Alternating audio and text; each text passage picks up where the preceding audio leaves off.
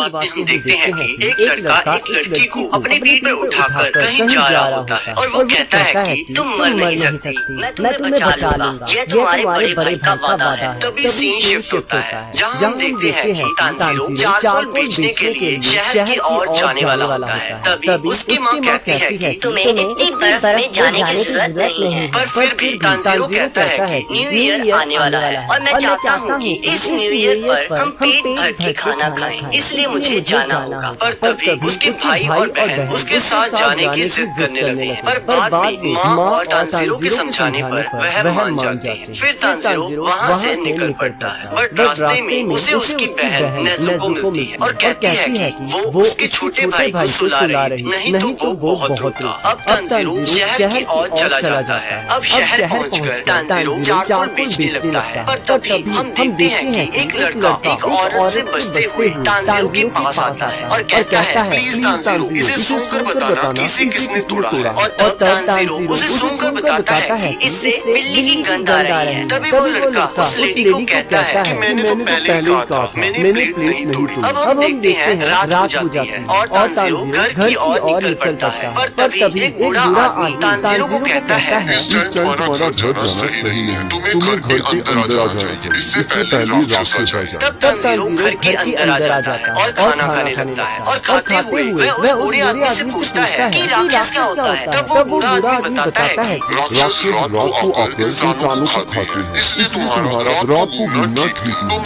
सो जाओ और सुबह अपने घर निकल जाओ। अब सुबह तानजीरो घर के लिए चल पड़ता है, पर जैसे ही वो अपने घर के पास पहुंचता है तो उसे खून की स्मेल आने लगती है और वो भागते भागते अपने घर के पास पहुंचता है। पर जैसे ही वो वहाँ पहुंचता है तो वो देखता है कि उसके घर से सभी लोग मारे गए हैं। यह देखकर वो बहुत ज्यादा हैरान हो जाता है और सोचने लगता है कि ये किसने किया। इसी बीच वो देखता है कि उसकी बहन नेज़ुको अभी जिंदा है और वह उसे अपनी पीठ पर उठाकर हॉस्पिटल की ओर भागने लगता है। भागते भागते तानजीरो काफी थक जाता है और ठंड की वजह से उसका सांस लेना भी मुश्किल हो जाता है। पर तभी अचानक हम देखते हैं कि नेज़ुको राक्षस में बदलना शुरू हो जाती है और वो दोनों पहाड़ी से नीचे गिर जाते हैं। पर बर्फ की वजह से वो दोनों बच जाते हैं। पर तभी तानजीरो देखता है कि नेज़ुको अपने पैरों पर खड़ी होती है। तब तानजीरो कहता है तुम्हें खड़े होने की जरूरत नहीं है, मैं तुम्हें उठाकर डॉक्टर के पास ले जाऊंगा। और तभी राक्षस नेज़ुको तानजीरो पर हमला कर देती है और तानजीरो अपने आप को बचाने के लिए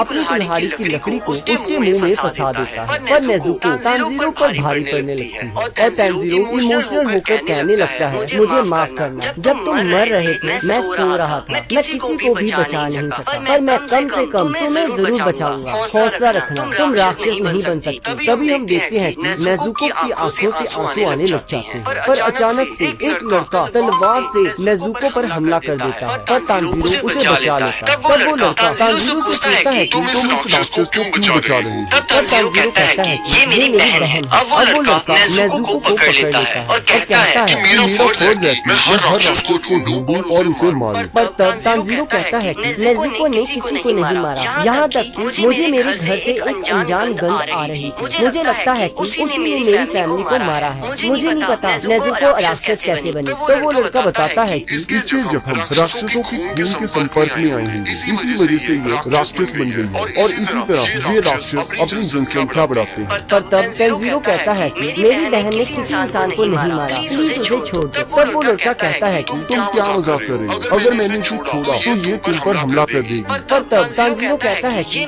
मेरी बहन है, इसे पता है कि मैं इसका बड़ा भाई हूँ, ये मेरे पर हमला नहीं करेगी, मैं इसे ठीक करने का रास्ता ढूंढूंगा। तब वो लड़का कहता है कि एक बार कोई इंसान राक्षस बन जाए तो वह वापस इंसान नहीं बन सकता। पर तानजीरो कहता है कि इसे छोड़ दो, मैं कोई ना कोई रास्ता जरूर ढूंढूंगा और उसके आगे गिड़गिड़ाने लगता है। तब वो लड़का कहता है कि तुम इसे ठीक नहीं कर सकते, अगर मैंने इसे छोड़ा तो तुम भी राक्षस बन जाओगे, क्या तुम यही चाहते हो। और वैसे भी तुम बहुत कमजोर हो। हाँ शायद राक्षसों के पास तुम्हारी बहन को ठीक करने का कोई रास्ता हो, पर वो ऐसा कभी नहीं करेंगे क्योंकि ताकतवर हमेशा कमजोर को दबाता है। तब वो लड़का नेज़ुको पर हमला कर देता है, जिसे देखकर तानजीरो उस लड़के पर हमला कर देता है। पर वो लड़का तानजीरो के सिर पर मारकर उसे बेहोश कर देता है और तभी वह देखता है कि तानजीरो के पास उसकी कुल्हाड़ी नहीं है और तभी तानजीरो की कुल्हाड़ी उसके पास से गुजरकर पेड़ पर लगती है। तब वो लड़का तानजीरो की चालाकी को देखकर काफी इम्प्रेस हो जाता है कि कैसे उसने उसे चकमा देकर उलझाए रखा, पर उसका असली प्लान तो कुछ और था। पर तभी नेज़ुको उस लड़के पर हमला कर देती है और तानजीरो की तरफ जाने लगती है। पहले तो उस लड़के को लगता है कि नेज़ुको तानजीरो पर हमला करने वाली है, पर अचानक वो देखता है कि नेज़ुको तानजीरो को बचाने लगती है। अब एक तरफ नेज़ुको उस लड़के पर हमला करने वाली होती है और दूसरी तरफ वो लड़का सोचता है कि ऐसा कैसे हो सकता है? ये बहुत ज्यादा घायल है। इस टाइम इसे भूख भी बहुत लग रही होगी, पर फिर भी ये अपने भाई को खाने की जगह उसे बचा रही है। तब वो लड़का सोचता है कि शायद ये बाकियों से अलग है। तो वो